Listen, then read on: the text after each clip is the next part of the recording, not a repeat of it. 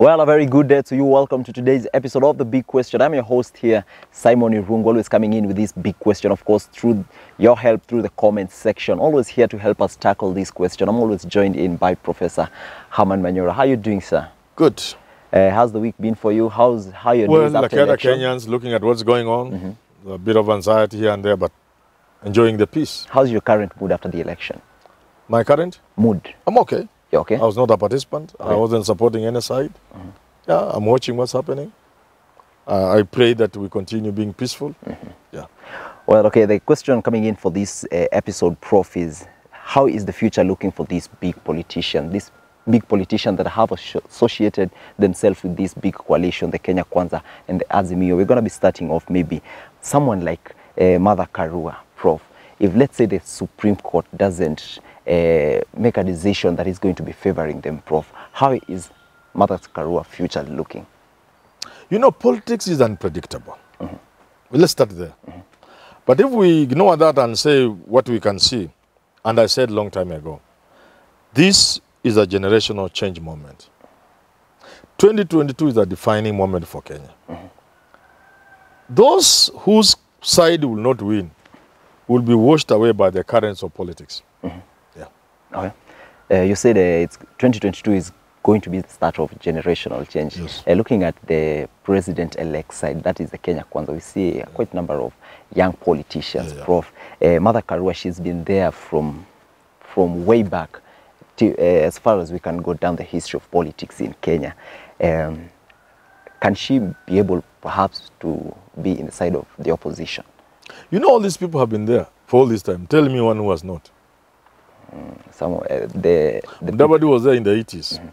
His father was my friend. He died around 89, 88 there. That's not yesterday. Okay. Ruto was there, YK 92, 1992. Martha Karua were the young Turks. They went to parliament in 1992. So is Raila.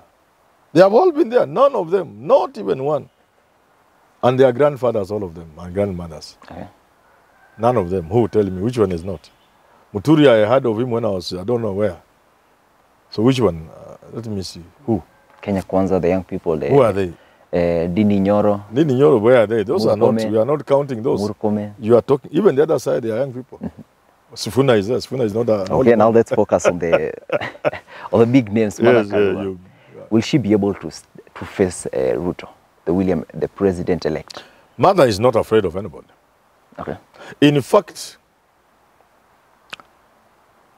if Azimio lose completely, she is the only person who can manage the opposition. Okay. I think Raila will have given up. Okay, you've done a show with Jadiel Kabiro talking about how these members of parliament, some from even Azimio la Umoja, crossing over to Kenya Kwanza, Prof. And we can see that the numbers are favoring the Kenya Kwanza team. Now, how difficult is it going to be for the people in opposition? Let's say Martha Karua is in that opposition. Certainly, if Ruto is sworn in as president, the opposition will more or less be in disarray.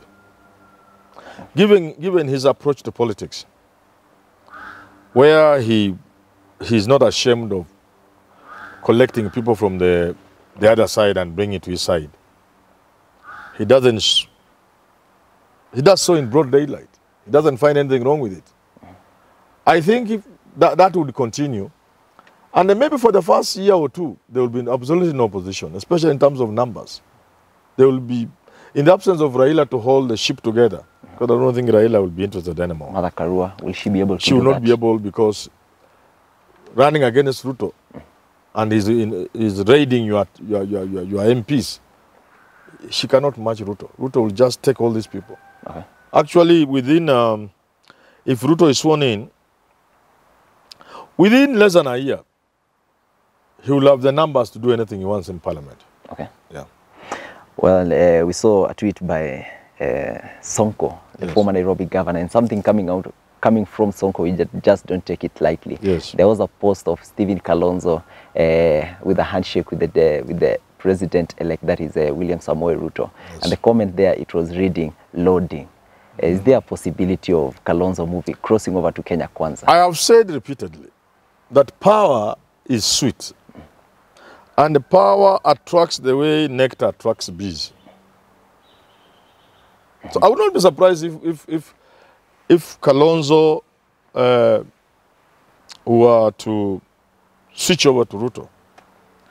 But a few questions will have to be asked. What will that do to his reputation? Won't he be very short-sighted? Remember, I will have to take you 2007 during the ODM movement after the referendum. Everybody knew the next president, the person ODM was going to front for presidential election 2007 against Kibaki was going to be Kalonzo. His profile was so high. People like Raila were down there. All of them. Even Uhuru Kenyatta was in the ODM then. Now, if you were to look at it that way, then you will see, if Raila is not making this time, it is Kalonzo's turn into 2027. So if he were to go to Ruto, he will be missing that chance. But reading the current mood of the country, Prof, yes. In order for you to become president, isn't everything reflecting that you have to ally yourself with the deputy president? No. Or the president-elect? No, not at all. Not at all. Not at all. You go and, there will be formations. There is Oparanya, there is Joho, there are other people from Mount Kenya, there's Mada Karua. You can work together and say, wait for the blunders Ruto will make. Wait for Ruto not to fulfill the promises he has given. And there are very many. So if the situation continues the way it is in the country of suffering, and Ruto doesn't manage that, there will be room for an opposition to take over power in 2027, for example. So who is more likely to lead that opposition more than Kalonzo Musyoka? So that reason, I really find it difficult to believe he can move towards Ruto. But politicians are politicians. They don't see tomorrow. They only see today. We've seen Kalonzo's decisions before, crossing over, being nicknamed a watermelon, not having a stand, Prof. What is the likeliness but it's also been crossing over? It's not been easy being Kalonzo Musyoka. It's not been easy.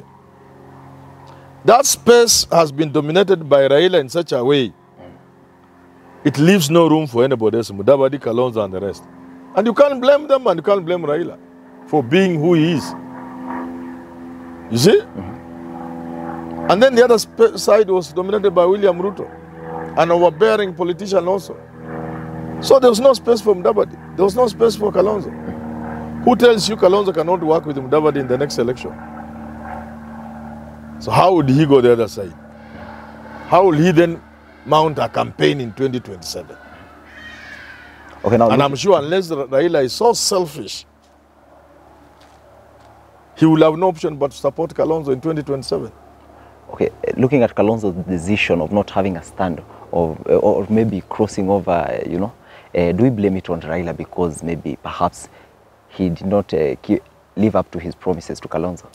No, I'm saying the dynamics, and I've said before.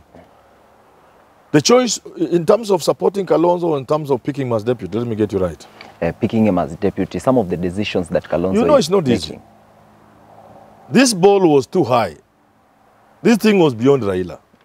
This thing was beyond Kalonzo. It was beyond Uhuru. Facing William Ruto was not an easy thing. And decisions had to be made. And one of those decisions was that you needed a Mount Kenya candidate to deputize Raila. Maybe for Uhuru to have something to tell his people. Okay. I want you to tackle this issue. It is a question going around social media about if Raila had picked Kalonzo as his deputy, he would have emerged as the winner of this year's general election. Might there be some truth to this statement? Yes, it is possible. Now looking at how many votes Mada has brought. But again, the dynamics of politics are not that simple. It's not like you look at what Kalonzo has given you vis-a-vis what Mada has given you, and you think Kalonzo will give you those votes and everything else will be held constant. Other pieces will move on the chessboard. You get it? Okay. Other pieces will move. There is a role Uhuru played in this election. There is a role Mada played. One of the roles I want to give you, you must look beyond the numbers. Maybe if Uhuru and Mother Karua were not there, maybe the turnout in Mount Kenya would have been 85%. And we would not be waiting for these things we are waiting for. Okay. Ruto would have whitewashed Raila. Okay. Now, how is the road looking later on for Stephen Kalonzo, looking at both sides of the coin, whether the Supreme Court makes a decision on their favor or against? A decision in favor of Raila, and therefore Raila becoming president, will work for Kalonzo and Mother Karua, because certainly there will be the government. And Ruto has already proved he's not a pushover. He's not a person, my people would say, you approach with one hand. That's the saying from my place. For that reason, they must stick together. Ama Ruto atawasambaratisha. So they have no choice but to love each other. Uhuru, Raila, Mother Karua, Kalonzo Musyoka. They will have to love each other and work together.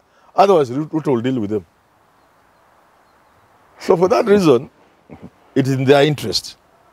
And it will be in their interest.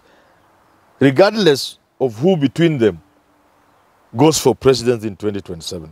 Because Raila can go for the second term. Nothing stops him. Mother Karua can be the one to stand. Kalonzo, Mother Karua can say, okay, let's respect seniority. I don't mind. Let me be running mate. Again, by 2027, BBI could have sailed through if Raila is the president. And therefore more positions. Kalonzo can go for president. Raila can go home. Mother Karua can be the prime minister. You know, there are many things that can work in the interest of Kalonzo, Mother Karua, Uhuru, and Raila, if they win. I mean, the bottom line is winning. If they win, they will work out something. Okay. Yeah. Now, what's the best decision Kalonzo Musyoka can make currently? Does he stay in Azimio la Umoja, or does he cross over to the other side, or does he isolate himself from both parties? I think there's only one choice Kalonzo can make. He can either make a good decision or a foolish decision. Okay. Let's start For with me, a good decision okay. is to stick with his side, regardless of what happens. Okay? Sticking with your side, especially if they have lost, doesn't mean you will have to follow them. You look at how things are unfolding. You'll have to wait a bit and see how things are unfolding. The foolish decision is to follow short-term gains and go to the side of Ruto. That means you don't want. Look at how working with Uhuru has costed Raila. Imtiani may be leaked. He should not hope I'll work with Ruto, then at some point mount my campaign against Ruto in 2027. Look at Raila, a strong man, but look at how working with Uhuru has costed him. It's not easy. How will you now quickly depart from Ruto's side and say, now I'm facing him? So the temptation may be there. You can get some job. There may be some rewards, some recognition, but then you'll be kissing goodbye your chance at the president if you are Kalonzo Musyoka in 2027, so if you win the Ruto side. There is a chance for him becoming president. Kalonzo has a chance. Let me tell you why. Can he beat William Ruto currently? You know, set of factors and circumstances favoring Ruto today, the same set of factors may be the ones he will be running against. But we've seen it's proven difficult to remove a sitting president in office in Kenya. No. We saw how difficult it was for Mwai. We saw how it was difficult for them to beat Uhuru in the second term. Didn't Raila almost or even beat Uhuru in 2017? The Supreme Court said as much. They had to go into monkey business to win the election. Raila was there. So, depending on the magnitude of the challenges Ruto will be facing in his 5 years, beating him may be a very simple thing. Or it may be a monumental thing you may not manage. If things go the way Ruto wants them to go, you will not beat him. If he has come as an underdog and then he wins, how will you beat him if he becomes president? But at the same time, because he's made so many promises, and because there are so many challenges, you are weighing the promises against the increasing challenges that are global and local. People want the unga to be 50 shillings or 100 at the very worst. You may not manage, perhaps. People want fertilizer to be 2,000 shillings. You may not manage. You may manage 1 year, second year, you find it's not possible. Bei ya mafuta inazidi kuongezeka, na bei ya mafuta ikiongezeka vitu vingine inaathirika, inaongezeka pia. You may not have the control. The voter down there may not see, just like they are not seeing that Uhuru is not responsible for these things. They may not see that Ruto has tried his best, but it was not possible. So if such a situation were to come up in 2027, then he will be kicked out of State House and somebody else will go there. Okay, now as we wrap up, let's say Kalonzo decides to isolate himself from both political parties. How is it going to be for him? You know, you can withdraw to create your own space, to make new friends, you know, to get out of the shadows of Raila Odinga if you are Kalonzo Musyoka. So now you begin to talk to Joho. You talk to Oparanya. You tell him, no, we are orphans. And orphans must find a way of survival. Because our stepmother here, hatakuwa natupatia chakula. So tunajipanga. Wewe ukienda mahali upate kakitu, unanikumbuka na mimi nakumbuka Oparanya. Then you see, you have Joho, you have Oparanya, you have Orengo or somebody else from Nyanza who may not necessarily be a Raila ally. You get it? Yeah. You have a friend from Mount Kenya, maybe Mother. Say, Mother, you know, your people may not mainstream you, but we shall work with you. You know? So you have Mother Karua, Joho, Oparanya, and somebody else, and somebody else. And then you make it clear, and it becomes obvious you are first among equals. And then these people, as we move to 2027, tend to see it as a done, obvious deal that you as Kalonzo Musyoka is the captain of the team. And you face Ruto. And depending on how the world has treated Ruto, you can beat him. Well, let's wrap up the conversation at that point. Well, thank you so much for tuning in here at Professor Herman Manyora's channel. I don't know if you have not subscribed to this channel. I don't know what you're waiting for, because the conversation seems to be getting interesting as the days unfold. Well, till do you have this conversation again, or till do you have the big question again, enjoy the rest of your day.